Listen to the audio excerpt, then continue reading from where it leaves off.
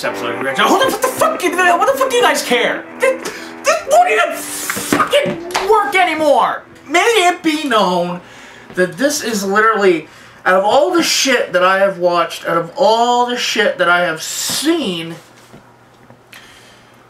this was literally the first time ever that me, Adam Noyce, had to stop what he was watching and do something else to come back and watch it again.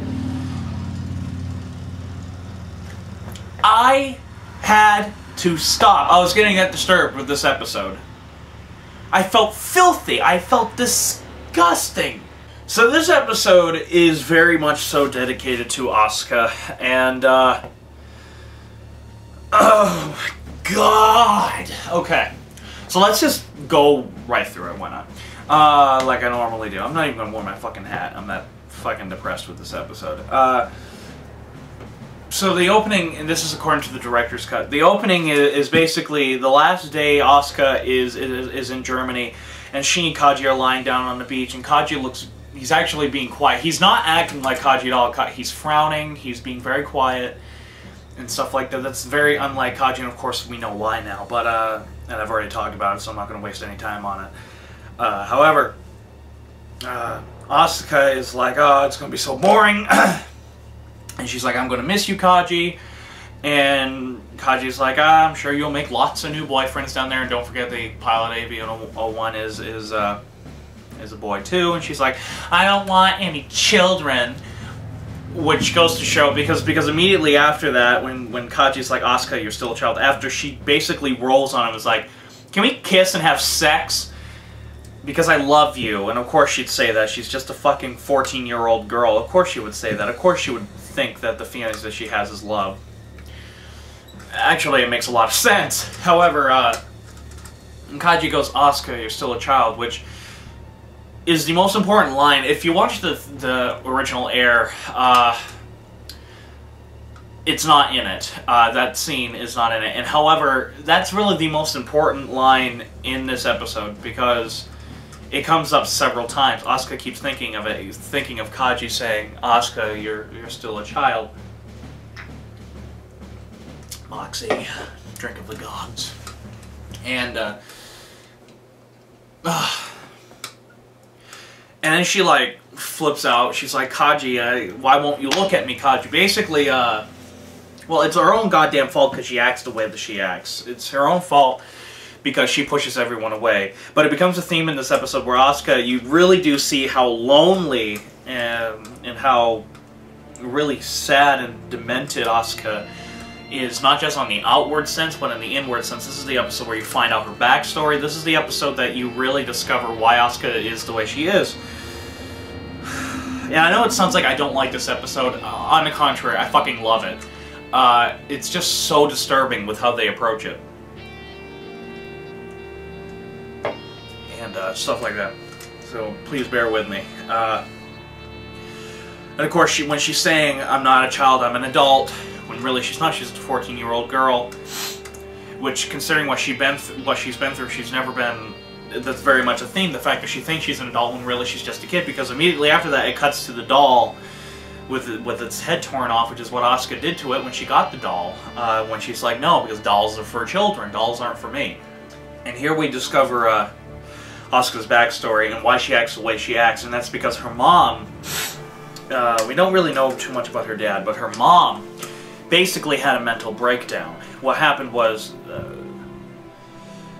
I'm not quite sure what caused it or what started it, but we know that she had a mental breakdown, and her mom starts looking at a doll as Asuka and Asuka as a doll.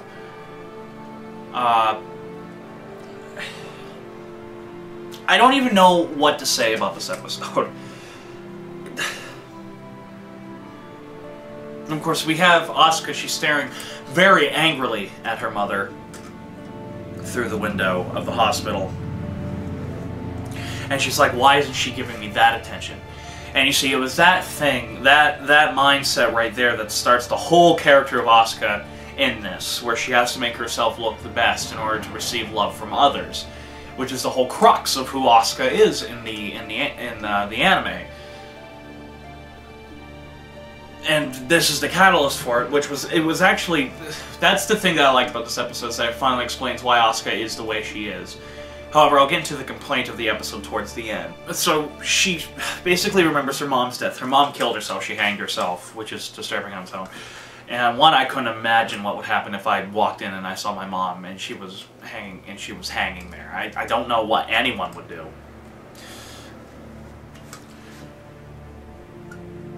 But of course, Asuka is thinking about this because everything's basically coming to fruition because Kaji left, Kaji's dead. She doesn't know Kaji's dead. But everything's coming to fruition because she knows that Kaji's left her, gone for Misato, and everything like that. Shinji has been very distant with her, which is really sad because Shinji, of course, this is the first time we actually get to see Shinji since his basic rebirth. Shinji in this episode is actually very open to Asuka. He's very much goes up to Asuka and is like, hey, what's the matter? And doing all this, my cat wants to come in. However, Asuka just keeps pushing her away. Asuka just keeps pushing Shinji away and stuff like that. And of course, her being in trying to test, she's synchronizing with Eva Unit 01. And, god damn it, I can't speak. Eva Unit 02. And, of course, she's all alone. And what do you do when you're all alone? You think. Either that or you completely shut your mind off.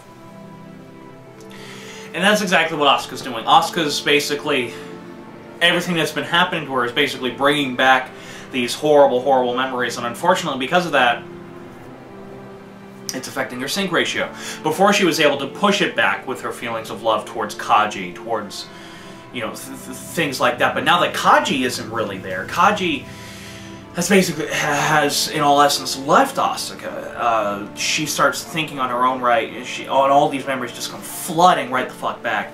And because of that, we see it affects her ability to work, it affects her ability to think. Basically, it takes over her life.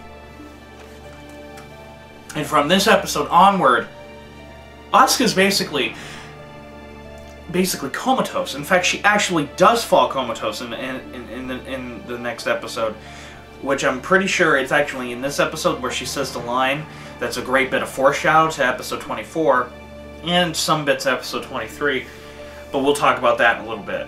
Misato finally confesses that she thinks that we're stupid, which we are, for the fact that we've harnessed the power of Adam, the harbinger of our destruction, to basically use it to fight the forces against us. Which is actually, believe it or not, a sound strategy, using the thing that could hurt us to our advantage. That's actually a very sound strategy. However, the way how we're using it and the purpose we're using for it, she doesn't like. She has yet to figure it out. But she doesn't like where things are going. Like, she's connecting the dots and stuff like that. You can tell by her facial expressions that she's connecting the dots and shit. And I swear to God, Cat, if you touch my tripod again, I'm gonna beat you up. Just kidding, I love you. Love you. Anyways, and again, I like her face. And then we learn, of course, that that Seele has ahead of schedule pushed the advancement of all of the Eva units. Before they were just working on a few at a time, now they're building them all at once with this mysterious dummy plug. And they're not supposed to know this. Misato and the crew aren't supposed to know this. Well, of course, like the head people, Gendo and Ritsuko, know about it. But Misato isn't supposed to know. And how does she do it? She gets Hyuga to basically do her dirty work for her. He is her snoop. Which of course makes sense when we get to end of Evangelion. And he's explaining everything, that they push this forward, and she doesn't know why, he doesn't know why, they're like, I don't know, but whatever it is, it can't be good. Which we can all agree on that. And then, right after that, we get a scene with Asuka, trying to call Kaji, and she says the phone's not working, and she's very sad by that, because she, at this point, just wants to have some sort of contact with Kaji. She at least wants to be able to talk to him, even though he might not love her back, which she doesn't really love him. But she's very depressed with the fact that now even his phone won't work. She has no contact with Kaji at all. Which, believe it or not, considering how much I hate Asuka, I actually felt a bit of sympathy for her, and I have to say it's because of the animation and the voice actress.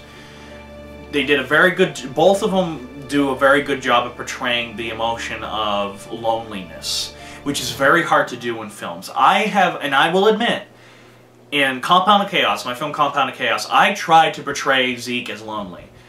Sorry, not Zeke, Vince as lonely. And I failed.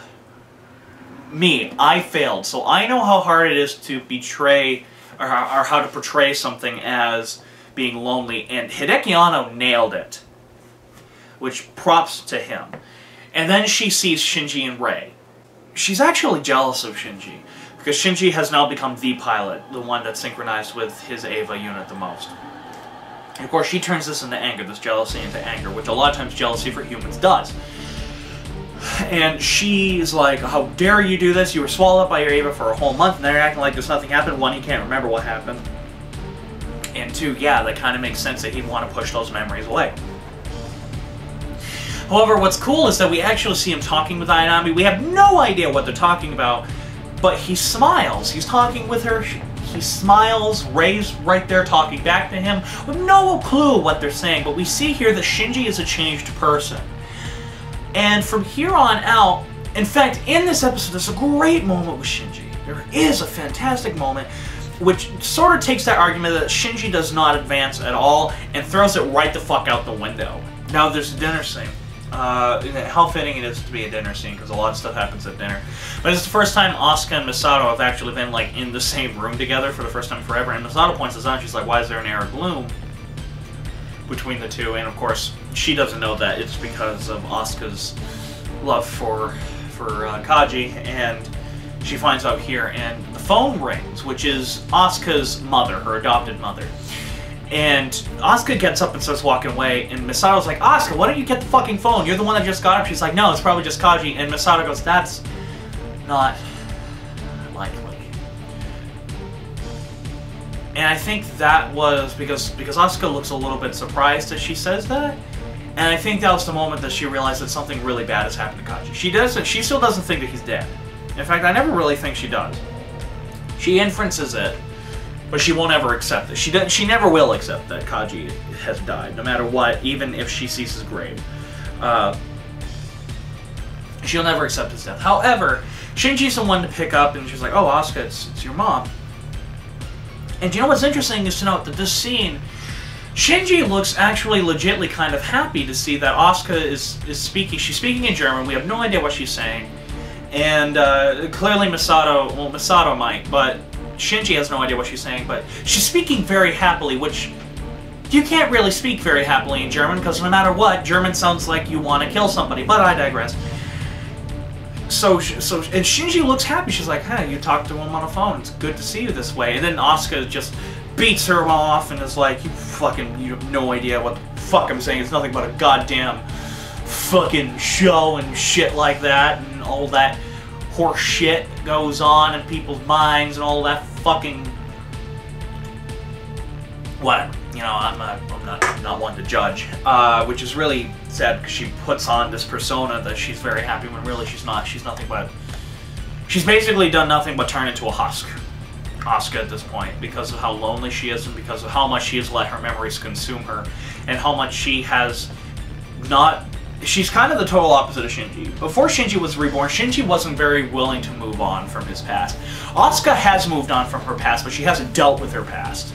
Shinji approaches it in the total opposite way. He actually deals with his past before he can deal with his future. And, you know, some people, it really depends on who you are. But Asuka looked at it as like, forget the past, deal with the future now. And Shinji's like, you sounded happy. And she was like, it's just a routine, talking with your family is overrated. And of course, Shinji says a line that I almost didn't expect him to say, but he wound up saying it. He was like, I wish I talked to my family that way. And he still looks kind of happy. He looks legitly happy for Asuka. And Asuka's like, well, yeah. And she's like, and he goes, she's like, it's just a routine call. And she's like, why? And Shinji's like, why? Do you hate your mom? And she's like, no, I don't hate her, it's just... And then she totally does a complete 180-degree turn, where we actually think that she's going to start developing. She shuts herself away again, and she's like, I must really be hitting rock bottom if I'm willing to talk to a loser like you. I must really have hit rock bottom if I'm willing to talk to a freak like you, or a loser like you. And I'm sitting there like, really? And then it's... Misato does nothing. She just sits there and lets it happen. And of course, I feel bad. I really do feel bad for Shinji, because all he does is care about her. He's like, not in a romantic sense like I think some people inference. I don't think he likes her at all. Well, like that at all. I think he looks at her like a sister. I really do. Actually, no, I don't. Fuck that. Adam, cut that out when you're listening. Don't say that. As I think Shinji really looks at Asuka as like a really good friend at this point. I don't really think he's necessarily 100% attracted to her at this point. It's just sad to see how horrible she treats him. And then, of course, Asuka was going to take a bath, and she wound up not taking a bath because, well, Shinji and Misato use it. And basically, that was the point where she completely, from this point on, she completely cuts herself away from those two. She completely shuts herself off from those two completely. And she's speaking like, I will never use this.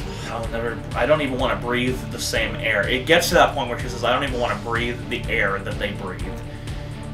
And then she starts going, I hate them. I hate them. I hate everybody. I hate my Evangelion. I hate everything to do with my life, but most of all, I hate me for hating them. So it becomes this like never-ending circle. Again, just to go into the whole circle thing, because she hates them, she hates herself. But because she hates herself, she hates them. It's a circle of tragedy. It's a circle of pure fucked up. Hideki, I'm so sorry you went through what you did, man. If you could write this shit, I'm so sorry. And then, to kind of bring the point home, just to show what the show is actually really about, and this show is actually about growing up, her sync ratio has fallen down below the point where she can't do anything with her robot. And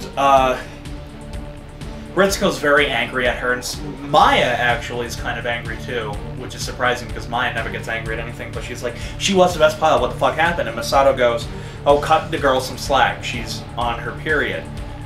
Which I gotta admit, the first time when I heard the line, I was like, ugh! But anything to do with vaginas I kind of cringe at.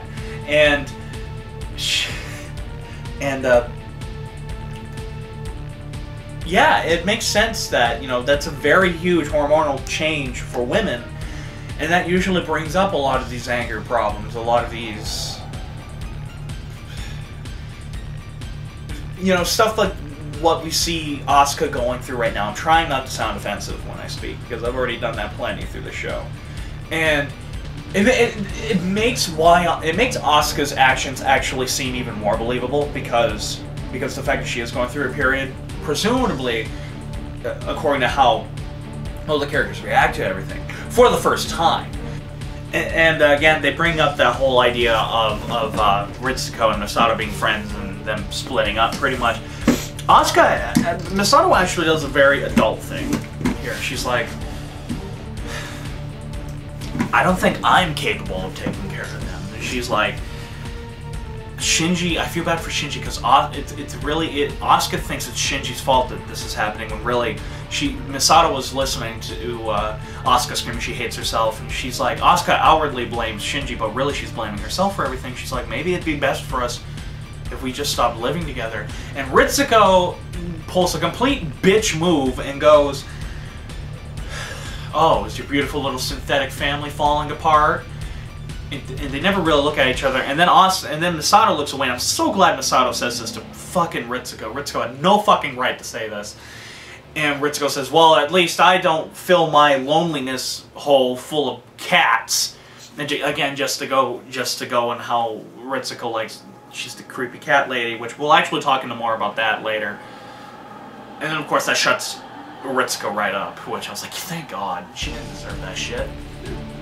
I know why they did this, and that's because they wanted to expand the time of the episode so that they can get it to at least 23 minutes without having to do any more unnecessary animation, because at this point, Evangelion's money had run out. In fact, from this point on, Gainax actually cut, because the show wasn't doing very well, believe it or not, when it was released. Gainax had actually cut Evangelion's budget about halfway through the season, and they even cut it more towards the episode 20 range. And Hideaki Anno was desperate to make episodes as long as they could without using too much animation. So we get like a full 2 minutes of Asuka and Rei in an elevator just sitting there. No animation except for one time when Asuka goes, okay. Now, if it was shorter, it would make sense. I actually like it better in this scene better in the rebuilds. Well, even though the context is much different in the rebuilds, I actually like the scene overall more in the rebuilds. One, because it's quicker and it still gets the point across. But here, what's interesting is that usually in elevators, again, going that whole transportation thing, going from point A to point B, from one's journey to an end, this one is almost completely silent. Usually there's some kind of dialogue going on, and this one's completely silent. So a nice touch. However, it just goes on forever, so that's a complaint. And then another thing that I like about the rebuild movies is that Asuka goes to hit Rei after Rei basically points out all of Asuka's problems, and Asuka denies them even though they're correct. Asuka goes to hit her, and in the rebuild, Rei stops Asuka from hitting her.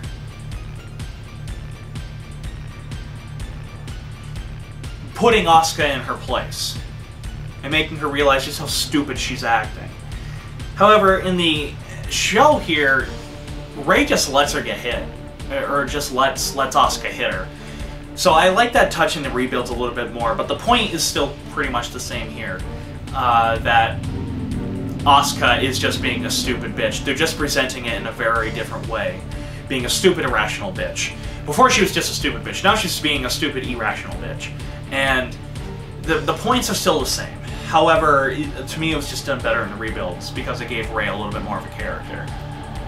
Now, Asuka goes to see her Evangelion, and she starts speaking to her Evangelion like it's a doll, which it's not. Which that's something that Shinji actually did right. The first time when he got into his Evangelion, he was like, this is more than a robot. And he treated it with respect. And Asuka doesn't treat her Evangelion with respect at all, and that's why her sync ratio falls so low. It's because the soul that is inside her Evangelion, basically, because of Asuka's decision, shuts itself off from her, basically, and that severs her sync ratios. And Asuka basically goes up to, she goes up to the Evangelions like, you're my doll, you're doing what I tell you to, and that's it, you understand? And I'm like, that's not how you approach that. But of course Asuka would think of going up to it and saying that, because it's the only way she knows how to. She's basically pulling her mom. Her mom treated her like a doll, therefore she's treating it like a doll. Which in all actuality, the Evangelions are actually living beings. So the crystalline entity attacks, I mean the angel attacks, and what's interesting about this angel, first off, this is one of my favorite angels. This angel actually isn't built. This is one of the few angels that isn't built to actually make contact with Adam, like all the other angels are. This angel here, its sole purpose, is to understand the human soul, to understand the human mind, which is a nice thing. Also, I like its design because, again, I already said it, but it reminds me a lot of the crystalline entity from Star Trek, and I always loved that design, so it's cool to see it kind of brought up here. I'm not sure if that was paying homage or not, but whatever. I believe this angel's name is Ariel. I can't remember what its name is, but whatever. That's not really important. It's an angel. And the most important thing about this angel is the fact that they can't combat it because it's floating up in space way out of range of any of their weapons. And because it's floating out there, there's not much we can do. So they're basically like, is it going to attack us? Is it just going to float there? And then, of course, it decides to pick a human target to study the soul of, and unfortunately, it picks the weakest human being out of the bunch, and that was Asuka. And then, of course, Misato says, get behind Unit 0. We can't... Unit 01 is still in cryostasis because of what happened in the episode previous, or 2 episodes previous, sorry. And she says, Asuka, take backup. She's like, are you shitting me? And she's like, no, and she just charges right out there, again thinking extremely irrational. Even for her, she's thinking extremely irrational. And everyone in nerve is like, what the fuck is she doing? Oh my god, she's gonna ruin everything. And then Misato's like, nope, go ahead, let her get herself killed. Which is an interesting note, because that's not like Misato at all. That's even towards Asuka, she was usually very warm, or she was at least like keeping a watchful eye on her. Again, kind of like a mother. However, here she's just like, nope, fuck it, let her die, fuck it. She's that depressed. Let her fuck up her own life. Which is so unlike Misato, and to be honest, comes a bit out of left field, but at the same time, it felt nice to see that, because someone being cold to Asuka, anybody being cold to Asuka is basically gets an A in my book, because I hate this fucking cunt. And Ritsuko starts plotting behind Misato's back, because Misato doesn't do anything about Asuka charging right out into face of battle. And so Ritsuko goes, prepare her replacement pilot. Because at this junction, she says, if she messes this up, that bitch won't be... To quote her, she says, if that bitch messes this up, she won't be piloting anymore. She says, bitch. And because she says, so basically, no matter what Asuka does, she's going to mess up this mission. And so, get ready, the replacement pilot, meaning, boom. Ritsuko's going to take away the only remaining thing that Asuka feels that she has even remote control of, and that is her Evangelion. And so, pretty much, if this wound up happening and her Eva was truly taken away from her, I think Asuka would have just fucking killed herself. And it's essentially because at the end of this episode, that's what happens. She does. She essentially does, socially anyways, completely commit suicide. She commits complete social suicide. And then, of course, we finally, after Asuka starts trying to snipe the thing out, and it's still way far out of range, so she can't lock on anything, we suddenly see this beam of fucking light that basically shoots, and this is the part that made me actually have to stop. Because basically, what it's doing is basically probing her mind. This thing is basically shooting a beam of light into Asuka to examine her soul. We'll get into the dream, actually, when it starts happening, but a lot of people say that this is very pretentious, the fact that Hideki Anno uses Hallelujah, or Handel's Messiah, as the music, or basically, I hate it when people say anything that uses classical music to kind of go against the mood of something, to make it supposedly more disturbing. Is extremely pretentious. I never see any of that way. I just see it as an artistic liberty. However, I don't really know why they use Hallelujah in this. The themes aren't there. I mean, the only thing that I can see is that this is why a lot of people see this move as pretentious, even though I think it works just because it makes it even more disturbing. I mean, that's the whole point of these next few episodes, is to disturb you to the point where you actually do wind up wanting to kill yourself. In fact, in some ways I kind of did. I committed social suicide after watching this episode for like a week. Thanks, Evangelion. But of course, everyone's freaking out because it's penetrating her mind. Very sexual, but it's penetrating her mind, and it's bringing out all these memories. So basically what happens is this angel makes Asuka relive all of the darkest moments of her existence over and over and over and over and over and over and over again. We have the stereotypical flashing of letters, flashing of words, and they're all in German at the beginning. But they all basically are reading the same thing. Of course I've watched it frame by frame because I'm obsessed with this goddamn show. They basically are saying, you know, night, death, hell, killing, very disturbing. Mother is one of them. Toad, I saw Toad, which means death, or at least dead, I think. And this is all going through Asuka's mind, and basically that's it. All these emotions are going through Asuka's mind, and therefore they're kind of exploding on the screen, literally.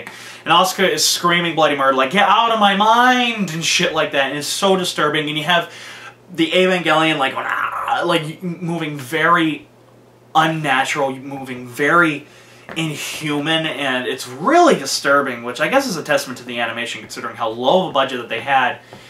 Basically working with no money, they were able to do this, which actually, believe it or not, I think is some of the greatest animation in the show. However, and Asuka's just freaking the fuck out, and it's holding her head, almost looking like it's about to go berserk, because that was something that happened with Unit 0. Whenever it tried to be synced, it would hold its head and then go berserk. This one's doing the same thing, which is an interesting little animation note, but Jesus Christ, it's fucked up.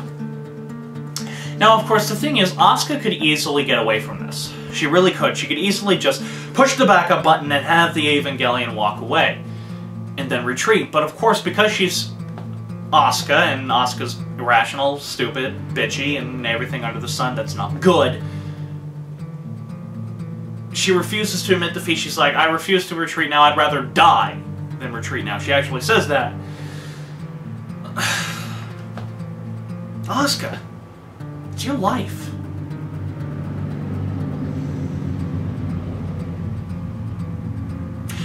And this is why I was so afraid to talk about this episode, because it's so... It's almost like words cannot express what I'm feeling about this episode, or how I'm thinking about this episode. Because this is... It's like reviewing 2001: A Space Odyssey. You don't review 2001: A Space Odyssey. You can try, but you will fail. I have not seen one good review for 2001: A Space Odyssey, and that's because you don't watch 2001: A Space Odyssey, you experience it. This is one of those episodes of Evangelion that you don't watch, you experience. Literally for like the next 10 minutes is nothing but Asuka's mind. And the first thing we see is her crying, and then she's like, I promised myself I wouldn't cry anymore, basically saying that her subconscious is nothing but a fucking emotional wreck. Okay, well, we already knew that, so that's not surprising. Then all of a sudden it cuts to a doll, and you hear somebody going, what's wrong, Asuka? Don't you like your new toy? Don't you like your new toy? And she goes, no! And then her child self goes, no! And then she's like, why not? And then all of a sudden you see current Asuka step on it, and go, because I'm not a child. A toy is meant for children. I am not a child. I grew up faster than other people. I don't need a stuffed toy. But yet at the same time she starts crying, please, Mommy, please don't kill yourself. Please love me. And she's acting more like a child than anyone else in the show. No, please don't let me remember those. I tried to forget those things. Again, showing Asuka pushing her mind away. And she's hearing nothing but her mom say, come die with me, Asuka. And all this shit. Basically, she's hearing her mom talking to her doll, but she's projecting herself, but Asuka's projecting herself as the doll, therefore she thinks her mom is talking to her. Shit hits the fan, and of course she's crying and everything like that, basically witnessing all of her problems just being thrown back in her face, which makes me feel a little bit bad for her, because no one deserves that, except for Osama bin Laden and Obama. And then she just completely starts falling apart. She starts crying, she starts doing all this shit. Well, of course, like Shinji has daddy issues, she has mommy issues, except they're almost 10 times worse, because her mom starts going, please die with me, Asuka, and Asuka's like, I'll die with you if you want. Of course, I don't think she actually said this, but her mind was saying it. Mom, I'll die with you, just don't stop being my mother, which is a nice line. As disturbing as it is, I actually really like that line, don't stop being my mother. Shows to how important, again, because Anna was a Freudian, parents are one of the most important things that Freud believed in. Parents are like that one thing that keeps you from falling insane, and Asuka didn't have either one. And then we have nothing but like a repeat, where it's basically all the sides of Asuka coming out at once. She turns around, she goes, hi, I'm Asuka, Asuka Langlazor, you're charmed, huh? And then she goes, and that's her kind of outward joyous one, and then all of a sudden she goes to one where she turns around and goes, what, are you stupid? Which goes to her expressing her inward anger towards somebody else, and then she goes, now's my chance, meaning that she's very devious, meaning that she's very manipulative in that sense. And then the last one is, look at me, damn you, look at me, when she rips off her thing so you can see her cleavage, thinking that she's an adult when really she isn't. And she goes, look at me, damn you, look at me, and then it breaks into glass and whatever, and it echoes and leaves shivers on your... fucking watch it. And then she goes, no, stop, none of this is the real me, when it is the real her. Those are all... Exactly, actually, it's not the real her. That's the whole thing. She's like, none of this is the real me. Because none of it is. This is all that persona she's put on. This is all a part of basically the character she's created to suppress those memories in her past. So it makes sense why she'd go, none of this is the real me, stop it please, stop it now. And it just goes on, and goes on, and goes on, and on, and on, until she finally screams, none of this is the real me. And then it cuts to her walking down a lonely street where she's completely by herself, and suddenly everybody just starts charging her, and all these faceless beings just start going around her, and she sees Kaji off in the distance. She goes, Kaji, no, please, Kaji, help me. Because Kaji is basically the only person that she feels, Asuka feels, she can actually talk to, and of course he's dead, so of course he can't help her. And all these faceless beings are laughing at her as they're running by her, keeping her away from Kaji. And they're doing that for a reason. It's because she knows that she can't. It's basically her subconscious going, I can't get Kaji no matter what I do, no matter how much I scream, no matter how much I cry, no matter how much I try. People are just going to get in the way, and they're all laughing at her because of it, and she screams, Kaji, no, please, Kaji, help me. And then this is the difference in the director's cut. This confirms that she has an attraction towards Shinji, but never wanted to admit it. Because in the director's cut here, of course this is all part of the director's cut. Half of this dream, literally the latter half of this dream sequence is nothing but in the director's cut. And she looks at... Kaji turns around and says that line from the beginning of the episode, making it the most important line in the episode. Asuka, you're still a child. And Shinji is right there when she hears it, and she goes, why are you... I'm actually going to quote it, because this is the part where I literally had to stop. Was it this part? She goes, why are you there, damn you? You won't look at me. You won't even hold me. You're no one, no one, no one. She keeps telling herself that over and over and over again. And then suddenly it cuts to her of a little baby crying, and she screams, why won't you look at me? Now, it's that line, why won't you look at me, that always made me like, oh my god, she actually does love Shinji. She's only saying that because... And then that line, of course, I was like, you won't even look at me. Okay, yeah, he doesn't really look at her. You won't even hold me. Oh, okay. Okay, well, I wasn't quite expecting that, but whatever. You know, she kind of cuddled up to him before. I think it'd be good here. Why won't you look at me? Of course, again, just to portray how much she kind of is attracted to Shinji, but how much she hates her. All the images that she has of Shinji are very happy. Shinji smiling and all that stuff, when really Shinji isn't very happy at all. But she sees him as such, and thus making her emotions even worse. And I remember the first time I watched this episode, I was doped up on NyQuil. So you can imagine, because I was really, the first time I watched the show, I was really, really sick. And I was doped up on NyQuil, right? And I was watching this part, and I honestly thought I was dreaming for a little bit, because I was like, huh? Well, I can distinctly remember watching this episode above all the other ones, because of how much I thought I was dreaming. Like, I legitly, after the dream sequence, I had to stop it and walk away and do something else. Like, I remember sitting out in the living room, and just staring at the wall forever, because of what I watched. Anyways, and here's why. We have baby Asuka holding a doll, looking down at naked Asuka, a naked adult Asuka, who's basically curled up in a fetal position. And she goes, are you lonely? No answer. Are you alone? A phone's ringing in the background, which I don't understand, to be honest, so I'm not even going to tackle that. Are you alone? And then baby Asuka starts reaching out towards adult Asuka, and then Asuka screams no, and suddenly you see that baby Asuka was nothing but like a doll, right? And she poof, it pops into thin air.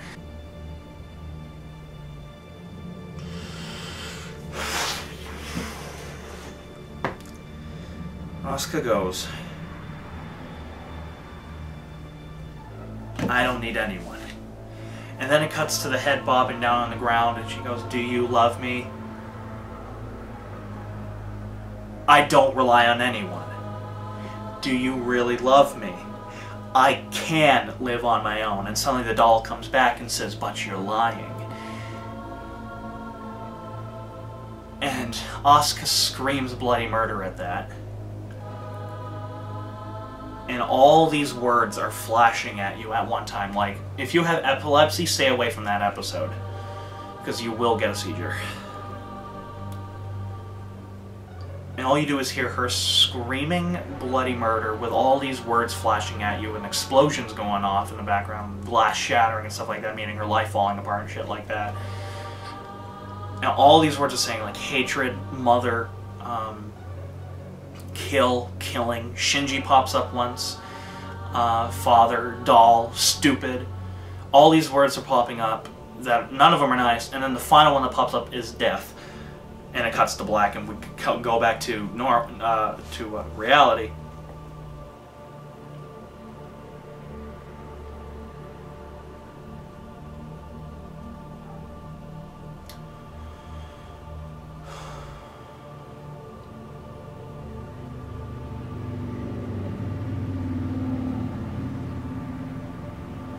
And I'm going to leave that pause in there because I literally do not know how to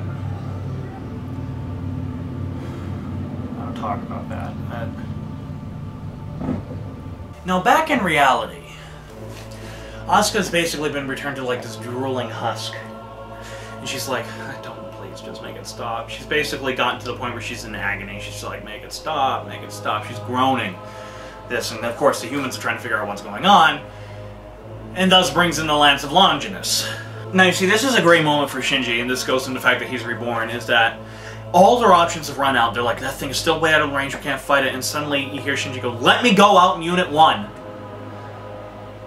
Let me pilot my Eva. And everyone's like, you can't, we're putting it in cryostasis, can't do shit. Alright, well, alright. And Shinji's like, I can do this. I can at least get Asuka out of there. Let me at least get her out of there. It put me at risk, but let me get Asuka out of there. That's what Shinji's doing. And I'm like, yes, thank you. Great progression there, Shinji. But of course, Gendo won't let him. Fuck Gendo. Fuck him. And this confirms what I've been trying to say this entire time, that Adam isn't really Adam. And that is, I thought if Adam and the Evas came in contact, that'll cause third impact. Oh, wait, that's a lie. Just like everything else in the show, it's a goddamn lie. Okay. So, Eva Unit 0 goes down there, gets the Longinus, saves Asuka by throwing it, because it's the only thing that could basically go in for an orbital tech, because that is the only weapon that can penetrate an AT field, other than an Eva itself. And they throw it, bam, and it kills the angel. Yay, all is good, right? Yeah, okay, yeah, sure, that's fine. Whatever, that's okay. And, of course, when Rey pulls out the Lance of Longinus from Adam, we see it like bubble, and then it just falls down, and you see what it was doing. The Lance of Longinus was there to basically keep this being, I'm not going to call it Adam anymore, this being at bay. This being basically controlled. And now that it's gone, we don't know what's going on. And of course, Fiutsuki is freaking out. While, and they're like, Seele isn't going to stand for this. Seele isn't going to do this at all. And she's like, well, it's an unexpected accident. We're using it a little too soon, but our mission is to defeat the angels, and that's it. Meaning, Gendo had planned this. Now, you'd think after this whole endeavor that Asuka would have grown from it and been like, you know what, I do need people. You know what, I need this. But no, it's fucking Asuka, so we can't have that. So when Shinji goes and sees her and is like, hey, are you okay? And are you okay? Do you need somebody? And she's like, no, what the fuck do I need you for? And I'm like, you just ruined the perfectly good moment to, you know, make her kind of human. And, of course, you kind of do it on End of Evangelion, but you really missed the opportunity here. Even End of Evangelion doesn't save her. It doesn't. I mean, I like what she becomes in End of Evangelion, but it doesn't fucking save her. It doesn't make me like her. As a whole. It doesn't make me like her as a whole. And you missed this really great opportunity here to make her somebody sympathetic, to make her actually become a better person out of it, and no, they just Hidekiano throws that away. No character progression at all. So that's my major complaint with this episode, is that they had a perfectly good example. They did it with Shinji, they done it with Rey, they did it with Masato. They had a perfectly good moment to make Asuka like, yes, finally, she's out of her shell. She can finally do something. But no, they just take it and throw it right away. Okay, fine, you can do that, alright. Well, that's the end of this episode. Thank God. So stay tuned for the next one where we talk about episode 23, which even gets more fucked up than this shit. And I'm not even going to say goodbye to you motherfuckers for making me have to go through it.